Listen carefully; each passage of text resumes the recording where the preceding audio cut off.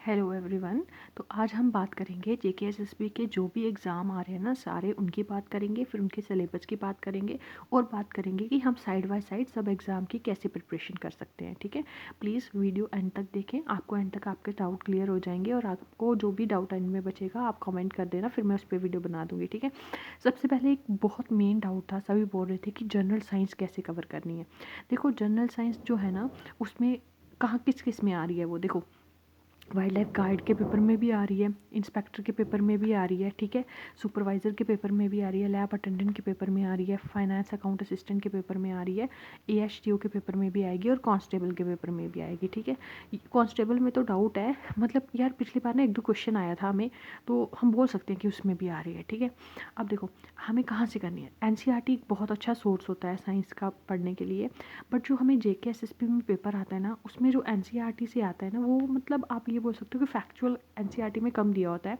तो आपको ना उसको बहुत अच्छे से करने के लिए ना उसके साथ एक और रिसोर्स चाहिए होता है। तो मैं रिकमेंड करूँगी कि आप एनसीईआरटी लो, उसके साथ आप कोई भी ले सकते हो, या फिर अकेले आप अरिहंत की जो जनरल साइंस की बुक है ना, वहाँ से भी कर सकते हो, तरुण गोयल की या राधिका मैम की यूट्यूब पे वीडियोस हैं साइंस की, आप इनमें से कोई भी एक सोर्स लो। सारे सोर्सेज नहीं लेने हैं, सारे सोर्सेज करोगे तो आप यहीं पर रह जाओगे साइंस करते ही। बहुत वास्ट होती है हर चीज़ें जब हम पढ़ने लगते हैं, तो आपको एक ही सोर्स लेना है, उस पर ही भरोसा रखना है, हो जाता है। ठीक है, देखो पढ़ना तो पड़ता ही है ना, चाहे आप कहीं से भी करोगे, और अगर आप पढ़ रहे हो तो उसको अच्छी बात है कि आप स्मार्ट स्टडी करो। ठीक है, हार्ड वर्क भी करो बट स्मार्ट वर्क करो, स्मार्ट वर्क से ही एग्ज़ाम निकलते हैं। मैंने बहुत हार्ड वर्क किया था जब मैंने मतलब आगे पीछे तैयारी करी थी, प्रीलिम्स वगैरह सबकी, बट मेरा फाइनल क्वालिफाई क्यों नहीं हुआ, क्योंकि मैंने ना, जैसे मेरा इंटरव्यू होता था ना, मैंने एक न्यूज़पेपर नहीं, मैंने एक साथ तीन तीन चार चार न्यूज़पेपर मैगज़ीन सब कुछ इकट्ठा रख दिया हुआ था कि क्या पता कहाँ से पूछ लें। बट वो ना तुम्हारी जो कॉन्फिडेंस होता है ना, उसको कम कर देता है, इसलिए सारी बुक्स नहीं देखनी है। या तो आप राधिका मैम की यूट्यूब वीडियो बहुत अच्छी हैं, वो देखो, उसके साथ एनसीईआरटी कर लो, या फिर एनसीईआरटी और तरुण गोयल कर लो, या फिर सिर्फ आप अरिहंत की जनरल साइंस की बुक से कर लो। ठीक है, एक सोर्स लेना है। अब देखो हम बात कर रहे हैं जो जो हमारे एग्ज़ाम आ रहे हैं। किसी ने कमेंट किया था कि आप ना इतने सारे एग्ज़ाम एक साथ नहीं दे सकते हो, तैयारी नहीं कर सकते हो। देखो अगर एग्ज़ाम तुम्हारे अलग अलग सिलेबस होता ना, मैं मानती आप नहीं कर सकते। जैसे ना फाइनेंस अकाउंट असिस्टेंट और जेकेपीएससी का पेपर एक साथ आएगा, मतलब जून में ही है, जून जुलाई में पेपर दिया हुआ है, तो अगर वो जून जुलाई में पेपर आएगा तो आप ये देख सकते हो कि ना इनका सिलेबस जो है ना, इसमें एडवांस मैथ्स आ रहा है जो कि बहुत ज़्यादा है, मैथ्स इसमें बहुत ज़्यादा है, इसमें नहीं है मैथ्स। तो हाँ, इसमें तुम्हें देखना पड़ेगा कि तुम किसको प्रायोरिटी दे रहे हो। ठीक है, जैसे मैंने दोनों फॉर्म फिल किए हैं, बट मैं प्रायोरिटी किसको दूंगी, फाइनेंस अकाउंट असिस्टेंट को दूंगी। ठीक है, वो आपको खुद डिसाइड करना पड़ेगा। तो अगर मैं फाइनेंस का भी जेकेपीएससी दूंगी ना, तो मेरा अर्थमेटिक है, मैंने अर्थमेटिक किया हुआ है जूनियर असिस्टेंट के लिए। ठीक है, एडवांस मैथ्स का जो टॉपिक है प्रोबेबिलिटी स्टैट, वो इसमें आ रहा है। ठीक है, बाकी मैं इसमें से नहीं करूँगी, मैं करूँगी फाइनेंस अकाउंट असिस्टेंट का अच्छे से।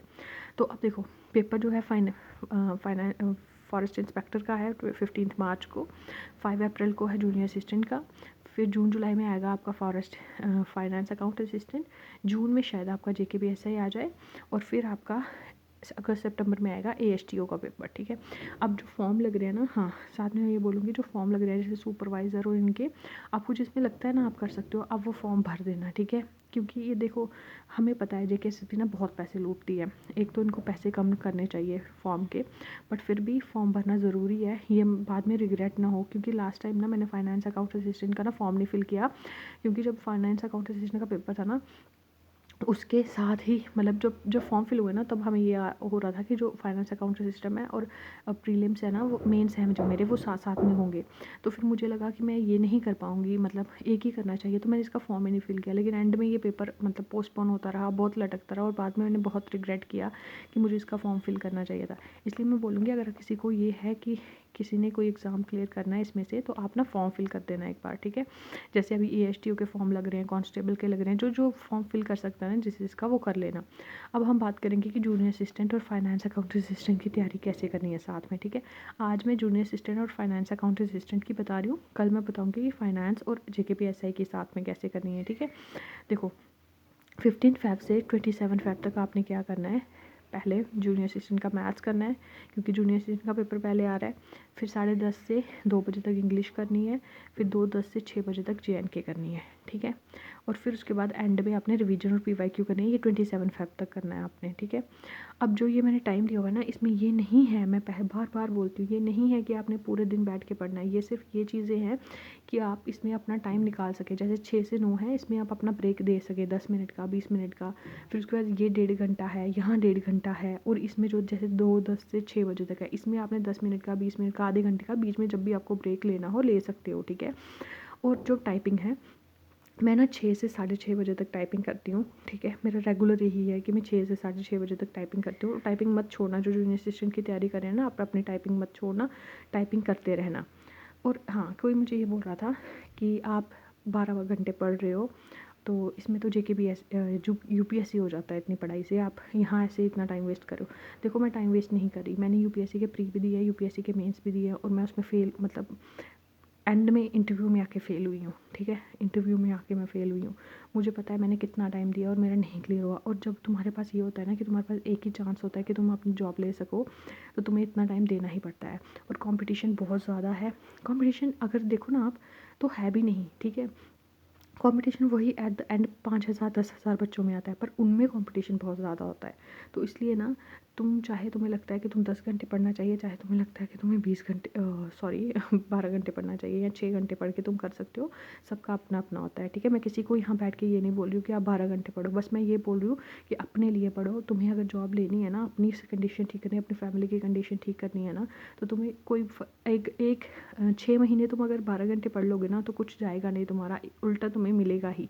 तो अच्छे से मेहनत करना, किसी की मत सुनना। जो ये बोलता है ना कि ये सुपरफिशियल्स है, इतने टाइम कोई नहीं पढ़ सकता, पढ़ने हो जाता है। मैंने मेंस दी है ना, मुझे पता है, मैं पूरे पूरे दिन 12 घंटे, 15 घंटे और 16 घंटे भी पढ़ी हूँ मेंस के एक दिन पहले, ठीक है।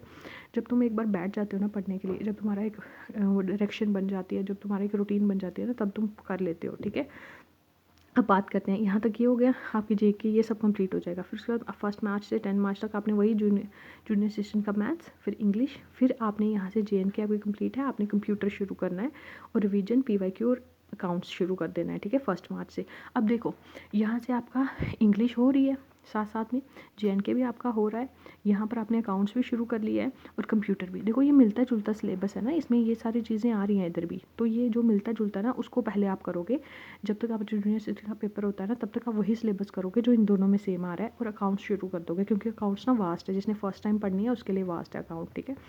फिर उसके बाद आप करोगे 11 मार्च से 25 मार्च तक जूनियर असिस्टेंट का मैथ, इंग्लिश, फिर GS शुरू हो जाएगी, रिवीजन, PYQ और अकाउंट्स करोगे आप, ठीक है। 25 तक आपने 1 मार्च से 25 मार्च तक आपने अकाउंट्स भी करनी है, और ये जो रिवीजन और PYQ है ना, इसके साथ आपने रीजनिंग भी करनी है, ठीक है। फिर 26 मार्च से 4 अप्रैल तक आपने क्या करना है, सिर्फ जूनियर असिस्टेंट की रिवीजन, PYQ सॉल्व करने हैं, और पेपर तक, ठीक है। इसमें अभी आपने कुछ और नहीं सोचना है, इसमें आपने 10 दिन यही लेने हैं, इसको ही देने हैं, ठीक है। फिर उसके बाद जब आपका ये पेपर हो जाएगा ना, फिर आप क्या करोगे, फिर आप करोगे मैथ्स और स्टैट शुरू कर दोगे सुबह, ठीक है। 10:30 से 12 इंग्लिश करोगे, 12 से 4 6 साइंस, 4 से 6 PYQ रिवीजन, और रात को अकाउंट्स, ठीक है। 6 अप्रैल से 20 अप्रैल तक ऐसे चलेगा, तब तक आपकी साइंस कंप्लीट हो जाएगी, क्योंकि मेरे को पता है 15 दिन में साइंस कंप्लीट हो जाती है, अगर आप तरुण गोयल की बुक से या फिर उस बुक से करोगे ना, अरिहंत की, वहाँ पर हो जाएगी कंप्लीट। फिर 21 अप्रैल से 4 मई तक आपने वही मैथ स्टैट करना है, FFA का, फाइनेंस अकाउंट असिस्टेंट का, फिर इंग्लिश, फिर इकोनॉमिक्स, फिर रिवीजन और अकाउंट्स करना है, ठीक है। इससे क्या होगा, इस टाइम तक ना आपका सारा सिलेबस एक बार हो जाएगा। फिर 4 मई से ना आपका पेपर जून एंडिंग तक होगा, तब तक आपने सिर्फ रिवीजन करनी है, जो आपका एक्स्ट्रा बचा हुआ है वो करना है। तो ये था फाइनेंस अकाउंट असिस्टेंट और जूनियर असिस्टेंट का। अब देखो, अब मैं क्या करूँगी, अब मैं डेली जैसे पढ़ा करूँगी ना, वैसे वीडियो डाला करूँगी, ठीक है। डेली रूटीन आपकी डाला करूँगी अब मैं अपनी। अगर किसी को मेरे साथ तैयारी करनी है जैसे मैं कर रही हूँ, कर सकता है, मुझे कमेंट में बता देना, फिर मैं उसके मतलब वो अगर मेरे को कोई क्वेश्चन पूछेगा जो मेरे साथ तैयारी कर रहा है, तो मैं उसका रिप्लाई ज़रूर दूँगी, ठीक है। तो मैं कल से अपनी डेली रूटीन डालूँगी, और कल ना JKPSI और फाइनेंस अकाउंट असिस्टेंट की साथ में कैसे तैयारी करनी है उसके लिए भी वीडियो आ जाएगी। और मेरे प्रीलिम्स की जो वीडियो है ना, कि मैंने प्रीलिम्स कैसे क्वालिफाई किया था, वो 1-2 दिन में आ जाएगी, ठीक है। बाकी आप कमेंट कर देना, आपको जो जो चाहिए होगा मैं उस पर वीडियो बना दिया करूँगी, ठीक है। और प्लीज़ जो भी कमेंट करता है ना, ये जो लोगों को डिस्ट्रैक्ट करते हैं ना, पहले टाइपिंग होगी, पेपर नहीं होगा, नहीं हो पेपर यार, पहले टाइपिंग ही हो जाए। लेकिन टाइपिंग भी तो यारी हम कर रहे हैं ना। मुझे किसी ने कमेंट किया था कि मैम आपका क्लियर नहीं होगा, आप अच्छा है आप फाइनेंस पे फोकस करो, आप इस पे फोकस मत करो। मुझे ये नहीं है कि मुझे उस बात का बुरा लगा या कुछ, वो नहीं है, मेरे को पता है मेरा पोटेंशियल क्या है। लेकिन मैं देख रही हूँ कि जो बच्चे और उसको कोई देख रहा होगा ना, शायद उसके मन में डाउट आए। तो मैं बोलूँगी कोई भी अपने आप पे डाउट मत करो। 10-20 मिनट टाइपिंग करो, 30 मिनट टाइपिंग करो, टाइपिंग ज़रूर करो रोज़, और अपनी तैयारी रखो, ठीक है। जो भी तुम्हें ये बोलता है ना कि पहले टाइपिंग होगी पेपर नहीं होगा, अरे यार पेपर नहीं होगा तो बाद में तो पेपर होगा ना, पढ़ाई तो करनी है ना, पढ़ाई थोड़ी छोड़नी है।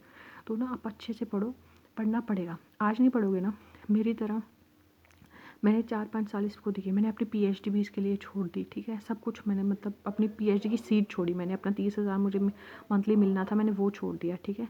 मैंने सिर्फ क्यों, क्योंकि मुझे यूपीएससी जेकेपीएससी करनी है, नहीं हुआ, लेकिन अब मैं इस स्टेज पे हूँ कि मुझे एक जॉब चाहिए, ठीक है। तो इसलिए मुझे पता है कि कितनी प्रॉब्लम होती है। तो अभी जो फ्रेशर्स हैं मैं उनको भी बोलूँगी अपना टाइम वेस्ट मत करो, ध्यान से अच्छे से पढ़ो, हो जाता है एंड में क्लियर, ठीक है। बाकी आप कमेंट कर देना। और हाँ, मुझे कमेंट था कि मैं कहाँ से हूँ, तो मैं ना जम्मू डिवीज़न से हूँ, लेकिन मैं जम्मू सिटी से नहीं हूँ। मेरे सिटी से मतलब बहुत दूर रहती हूँ, मेरे को 3-4 घंटे सिटी लगते हैं सिटी पहुँचने में। तो मैं जम्मू डिवीज़न से हूँ, बट मैं जम्मू सिटी से नहीं हूँ, ठीक है। और बाकी अगर आपको कुछ कमेंट करने हो, आप कमेंट कर सकते हो, उसके बाद मैं आपको उस हिसाब से आंसर्स दे दूँगी, ठीक है। Thank you so much. Please like, share and subscribe. और मैं स्क्रिप्ट नहीं बनाती हूँ, मैं जो मेरे मन में आता है मैं वही बोल देती हूँ। तो थैंक यू सो मच।